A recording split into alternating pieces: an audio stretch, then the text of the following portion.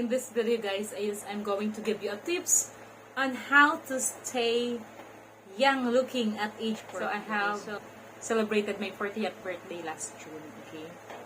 And today, I would love to give you tips on how to stay young looking at age 40. Because many people are telling me that, hey Pearl, you don't look like 40, you look like 30 still. I do a lot of effort to be youthful, okay, at my age 40. What are the things that I'm doing in order for me to look young at age 40, okay? So number one, take good care of yourself. Wearing makeup, whenever I want to talk in front of the camera, and then shampoo. Take good care of yourself, okay? How you look like, how you dress, okay?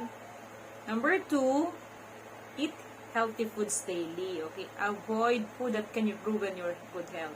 Okay, of course, you can drink naman soft drinks, but not regularly. You can eat naman junk foods at least once a month, okay, di ba? Or once a week. But as much as possible, you have to eliminate unhealthy diets, okay? Unhealthy food in your diet, okay? Eat fruits and vegetables, eat fish, you can eat meat, but not regularly, guys. At least once a week, okay? I used to eat pork once a week. Chicken, sometimes, twice a week, okay? But I eat lots of vegetable from time to time, and I eat fruits daily. Vitamins, guys, like what? Vitamin B, I used to take omega-3, I used to take folic acid, vitamin E. So, yeah, I have vitamins like that. And hindi naman laging iinumin ko araw-araw. Gusto ko lang, okay? So, it's not excessive intake naman ng mga And, have a sleep of at least 8 hours per day, okay? And number 6 is do a regular exercise. Move, jog, okay? Jog, walk, jog. Do the workouts, light workouts lang, guys, okay? And then, wear appropriate dress, okay? Depends on the weather and depends on the event, okay? What's the celebration, okay? And then, number 9, be friendly, of course, because if you're very friendly, you are happy, okay? You're fond of socializing with other people. It makes you happy. It can drive you to laugh from time to time, be happy, chat with people, okay? Then, always be generous. Always think of giving, not of receiving. Give and give and give and if you have something to give.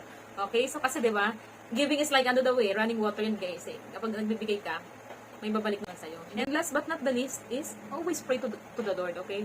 Your words to the Lord. Kung may mga iniisip ka, may mga problema ka, itiwala natin sa Lord lagi. Okay? Kasi hindi naman natin kontrolado kahit anong material na bagay na meron tayo, anong ganda ng buhay natin. Talagang may dumarating at dumarating na problema. Pero wag natin iisipin lagi yun, guys. Isip natin lagi dapat positive. Sabihin natin, I can do all things through Christ who strengthen me. So, never give yourself a chance to think of the negative things. Always think of the positive. Whatever happens, tell yourself, God is with me. Okay? I have a backup. Okay? So, ganun yung guys. Huwag tayo magtutok sa problema. We'll always dwell to the good side of life. Okay? So, ayun. Kapag ganun, magiging happy ka. Happy. Magiging youthful ka kasi magkakaroon ng glow sa face mo, sa skin mo. And of course, you have to use mga products, guys, na mga safe. Okay? Use of safe products like kung saan-saan lang na hindi clinically tested ng mga